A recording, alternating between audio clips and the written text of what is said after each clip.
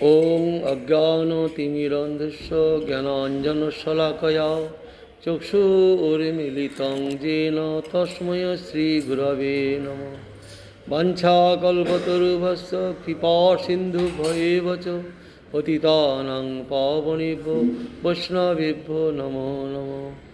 শ্রীকৃষ্ণ চৈতন্য প্রভু নিত্যানন্দ শ্রী অদ্বৈত গদাধর শিবাসাদি শ্রী গৌরভক্তবৃন্দ। হরে কৃষ্ণ কৃষ্ণ কৃষ্ণ হরে হরে, হরে রাম রাম রাম হরে হরে। শ্রীমান মহাপ্রভু আর শ্রী ভেঙ্কট ভট্টের কথোপকথন। মহাপ্রভু সূক্ষ্মভাবে একদিন বললেন ভেঙ্কট ভট্টকে যে আমি রাধাকৃষ্ণের উপাসনা করি, তুমি লক্ষ্মী নারায়ণের উপাসনা করো ঐশ্বর্য মার্গে। লক্ষ্মী দেবী নারায়ণের চরণ সেবা করে। লক্ষ্মী দেবী কী কারণে আজ পর্যন্ত বেলবনে তপস্যা করছেন কৃষ্ণকে পাওয়ার জন্য, পাচ্ছেন না? কারণটা কি? ভেঙ্কট ভট্ট বলছেন কৃষ্ণের বিলাসমূর্তি নারায়ণ, একই তত্ত্ব। অতএব লক্ষ্মী দেবী কৃষ্ণকে পাওয়ার বাসনা করতে পারেন। তাই যদি হয় তাহলে মহাপ্রভু বলছেন তাহলে কই আমার রাধে গোপীগণ তো নারায়ণের সেবা করতে চান না, বাসনা করেন না। তখন বলছেন যে স্বয়ং ভগবান কৃষ্ণ হরে লক্ষ্মীর মন, গোপিকার মন হরিতে নারে নারায়ণ।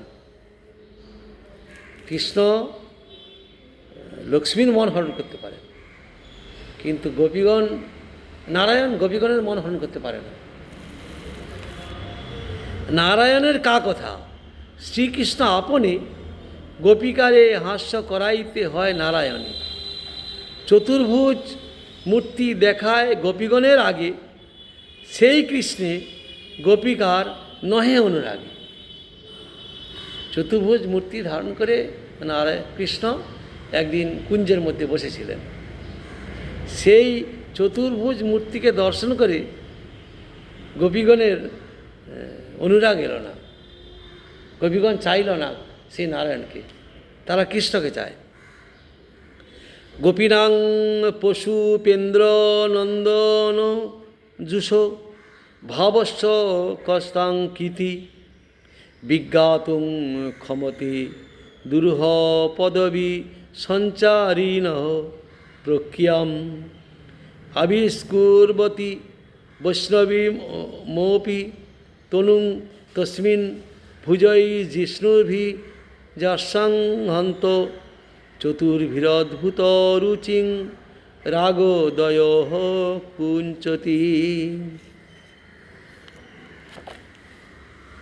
কোনো সময়ে শ্রীকৃষ্ণ কৌতুক সহকারে অদ্ভুত রুচিযুক্ত চতুর্ভুজ নারায়ণ মুক্তি প্রকাশ করিলে গোপীদিগের রাগোদয় সংকুচিত হইয়া পড়িল। সুতরাং নন্দনন্দনের অনন্য ভজনশীল দুর্গম পারকীয় পথা অবলম্বনী গোপীগণের ভাবক্রিয়া কোন পণ্ডিত বুঝিতে পারে? কত সুন্দর কথা বলেছেন। কোনো এক সময়ে কৌতুকবশত, কৌতুক করার জন্য শ্রীকৃষ্ণ চতুর্ভুজ মূর্তি রুচিযুক্ত চতুর্ভুজ মূর্তি ধারণ করে একটা কুঞ্জে বসে আছেন। তাকে দেখে গোপীগণের রাগ হল, কারণ কৃষ্ণকে পায় না তো, এ তো চতুর্ভুজ নারায়ণ। সুতরাং নন্দনন্দনে অনন্য ভজনশীল, নন্দনন্দনকে যারা অনন্য ভজন করেন, পারকীয় পথ অবলম্বী গোপীগণের ভাবক্রিয়া কোন পণ্ডিত বুঝিতে পারে?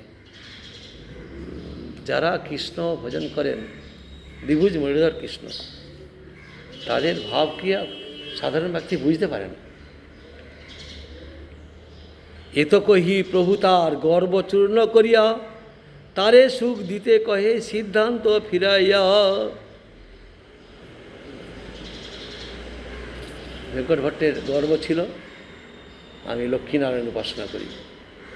সেই গর্ব চূর্ণ করে যে লক্ষ্মীনারায়ণের উপাসনা থেকেও রাধাকৃষ্ণের উপাসনা শ্রেষ্ঠ, তিনি সিদ্ধান্ত দিয়ে বলছেন, দুঃখ না ভাবিহ ভট্ট কইনু পরিহাস, শাস্ত্র সিদ্ধান্ত শুনো যাতে বৈষ্ণব বিশ্বাস।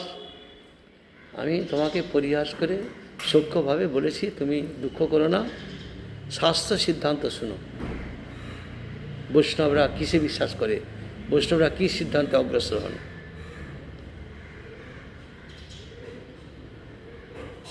কৃষ্ণ নারায়ণ জয়ছে একই স্বরূপ, গোপী লক্ষ্মী ভেদে ভেদ নাই হয় এক রূপ, একই বিগ্রহ করে নানাকার রূপ, গোপী লক্ষ্মী ভেদ নাহি জানিও স্বরূপ। গোপীরারে লক্ষ্মী করে কৃষ্ণ সঙ্গ সাধ, ঈশ্বরেতে ভেদ নাহিলে মানিলে হয় অপরাধ। গোপীরারে লক্ষ্মী করে কৃষ্ণ সঙ্গ আস্বাদ, ঈশ্বরেতে ভেদ মানিলে হয় অপরাধ। এক ঈশ্বর ভক্তের ধ্যান অনুক্ষণ, একই বিগ্রহ করে নানাকার রূপ। এক ঈশ্বর ভক্তের ধ্যান অনুরূপ, একই বিগ্রহে করে নানাকার রূপ। মহাপ্রভু পরিহাস বাক্য পরিত্যাগপূর্বক অবশেষে কহিলেন, ওহে ভট্ট, তুমি দুঃখ করিও না। কৃষ্ণ ও নারায়ণে যেরূপ অভেদ, গোপী ও লক্ষ্মীতেও সেইরূপ অভেদ। সর্বলক্ষ্মীময়ী রাধিকা একই বিগ্রহে নানাকার রূপ প্রকাশ করেন। গোপীদ্বারে লক্ষ্মী কৃষ্ণ সঙ্গ আস্বাদন করিয়া থাকেন, অর্থাৎ স্বরূপ শক্তি মাধুর্য স্বরূপে গোপীদেহে কৃষ্ণ সঙ্গ আস্বাদ করেন এবং ঐশ্বর্য দেহে লক্ষ্মীরূপে নারায়ণ সঙ্গ আস্বাদন করেন। স্বরূপ শক্তি মাধুর্য স্বরূপে গোপীদেহে কৃষ্ণ সঙ্গ আস্বাদ করেন, আর ঐশ্বর্য দেহে লক্ষ্মীরূপে নারায়ণ সঙ্গ আস্বাদন করেন। তাহলে মাধুর্য লীলায় গোপীগণ কৃষ্ণকে আস্বাদন করেন, ঐশ্বর্য লীলায় লক্ষ্মীগণ নারায়ণকে আস্বাদন করেন। দুটো এখানে পার্থক্য। ঈশ্বরত্বে ভেদ নাই, ভক্তদিগের ভাবভেদ একই চিদ্বিগ্রহে নানা আকার ও রূপের ধ্যানভেদ মাত্র জানিতে হইবে। তাহলে ঈশ্বরের কোনো ভেদ নাই, আর ভক্তদের মধ্যে ভাবের ভেদ আছে। লক্ষ্মীদেবী ঐশ্বর্য মার্গে নারায়ণ, আর রাধিকা মাধুর্য মার্গে শ্রীকৃষ্ণ। ভাবের ভেদ আছে, ঐশ্বর্য আর মাধুর্য ভেদ আছে। মনির যথা বিভাগেন নীল পীতাদির্ভির্যুত রূপভেদমবাপ্নোতি ধ্যান ভেদাত্তথাচ্যুত। বৈদুর্যমণি যেরূপ দ্রব্যান্তর সম্বন্ধ স্থিতি ভেদে নীল পিতাদি বর্ণভেদে দৃষ্ট হইয়া রূপভেদ লাভ করে, সেইরূপ ভক্ত ভাবানুসারে ধ্যান ভেদে এক অদ্বিতীয় অচ্যুতের ধ্যানে পৃথক পৃথক অবস্থা লক্ষিত হয়। যেরূপ কৃষ্ণ ও নারায়ণ বস্তুর অভেদ, অর্থাৎ একই বস্তু, তদ্রূপ গোপী ও লক্ষ্মী বস্তুত অভিন্ন। রস দ্বারা লক্ষ্মী অপেক্ষা গোপীর উৎকর্ষ হইলেও উভয়েই সিদ্ধান্ত অভেদ বলিয়া জানিতে হইবে।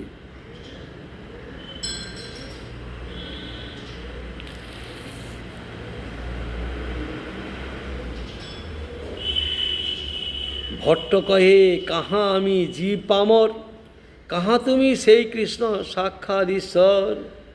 আমি পামর ক্ষুদ্র জীব, আর তুমি ঈশ্বর, সাক্ষাৎ ঈশ্বর।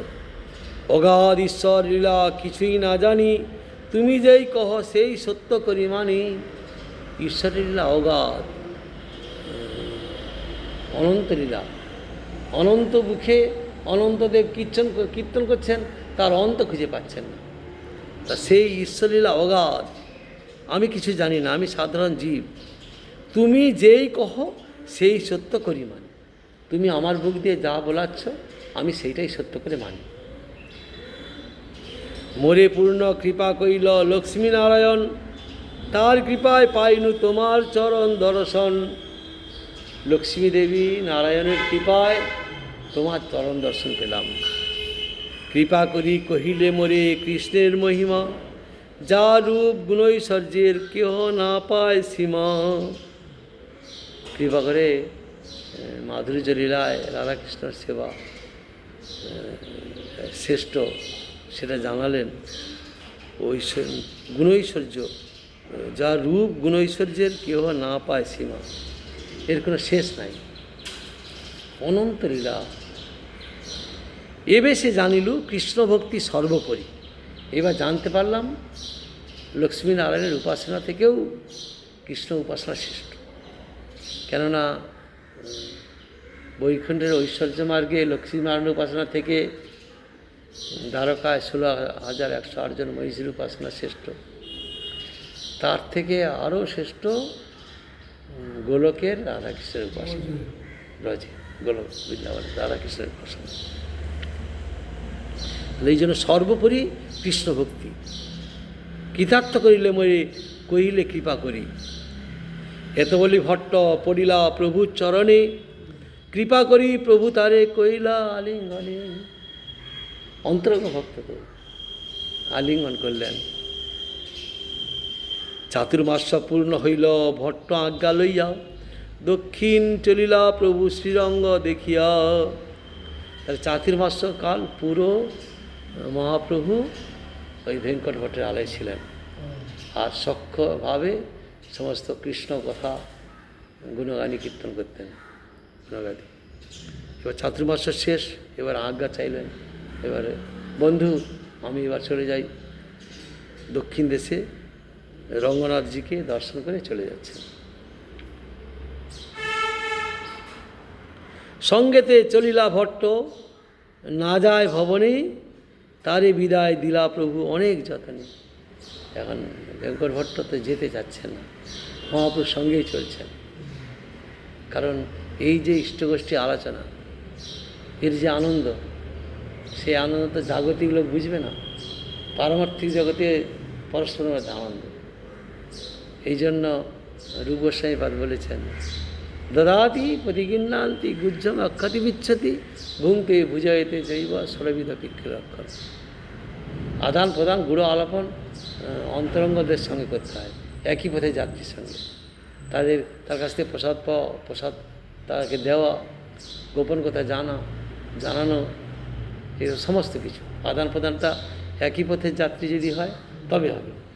আমি ভক্তির মার্গে ভজন করি, কর্মী জ্ঞানী যোগী অন্যাবলের সঙ্গে মিশলে এবার আমার ভুলভাল এসে যাবে, সিদ্ধান্ত ঠিক করতে পারবো না, তখনই অসুবিধা। তো সেই যে ইষ্টগোষ্ঠী আলোচনা, সেই ভেঙ্কট ভট্ট মহাপ্রভুর সঙ্গে চলছেন। মহাপ্রভু অনেক বুঝিয়ে তাকে বলছেন, যাও ঘরে যাও, বাড়ি ফিরালেন। বিদায় দিয়া প্রভু অনেক যতনে, তারে বিদায় দিলা প্রভু অনেক যতনে। প্রভুর বিয়োগে ভট্ট হইল অচেতন, এই রঙ্গ লীলা করে শ্রী শচীনন্দন। এই যে বিরহ, এই বিরহে ভেঙ্কট ভট্ট অচেতন হয়ে পড়ে গেছে। ঋষভ পর্বতে চলি আইলা গৌরহরি, নারায়ণ দেখিলা তাহা নতি স্তুতি করি। দক্ষিণ কর্ণাটে মাদুরা জেলার এক প্রান্তে, মাদুরার 12 মাইল উত্তরে আনাগড় মলয় পর্বত, কূট কাচলের উপবনে যে স্থলে ঋষভদেব দাবানল দ্বারা ভস্মীভূত হইয়াছিলেন, ইহা এক্ষণে পাটনি হিল নামে খ্যাত।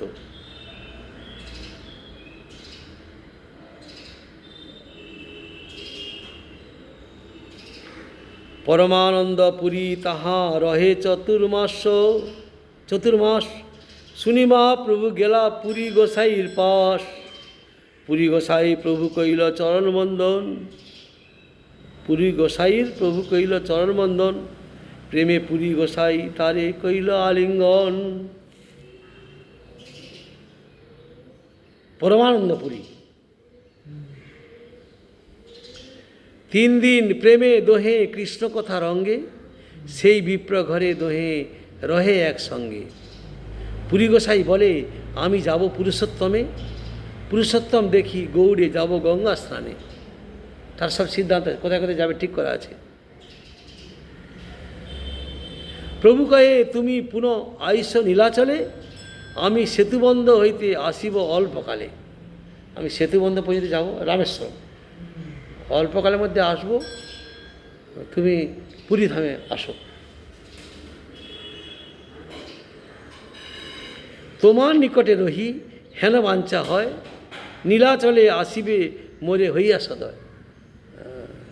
নীলাচলে এসে আমাকে কৃপা করবেন, আপনি আসুন। এত বলি তার ঠাঁই এই আজ্ঞা লইয়া দক্ষিণে চলিলা প্রভু হরষিত হইয়া। আনন্দে দক্ষিণে চলছেন। পরমানন্দ পুরী তবে চলিলা নীলাচলে, মহাপ্রভু চলি তবে আইলা শ্রী শৈলে। শৈল, কোন শ্রীশৈল বুঝাইতে তাহা বুঝা যায় না। ইহা মল্লিকার্জুনের মন্দির নহে। যেহেতু ধারবার জেলায় অবস্থিত শ্রীশৈল ইহা না হইতে পারে। ইহা বেলগ্রামের দক্ষিণে, তথায় অনাদিলিঙ্গ মল্লিকার্জুন বিরাজমান। শ্রী পর্বতে মহাদেব দেব্যা সহ মহাদূতী নেবসৎ পরমপ্রীত ব্রহ্ম চ হৃদয়সী সহ। প্রভুপাদ বলেছেন শিব দুর্গা রহে তাহা ব্রাহ্মণের বেশে, মহাপ্রভু দেখি দোহার হইল উল্লাসে। তাহলে সেখানে শিব দুর্গা ব্রাহ্মণের বেশে আছেন, মহাপ্রভু দেখি দোহার হইল উল্লাস, আনন্দ পাচ্ছেন। 3 দিন ভিক্ষা দিল করি নিমন্ত্রণ, নিভৃতে বসি গুপ্তবার্তা কহে 2 জন। তার সঙ্গে মহাপ্রভু করি ইষ্টগোষ্ঠী, আজ্ঞা লইয়া আইলা তবে পুরী কামকোষ্ঠী। তাহলে ইষ্টগোষ্ঠী আলোচনা করলেন পরস্পরের মধ্যে। আজ্ঞা লইয়া আইলা তবে পুরী কামগোষ্ঠী। এবারে পুরী কামগোষ্ঠীতে আসিলেন।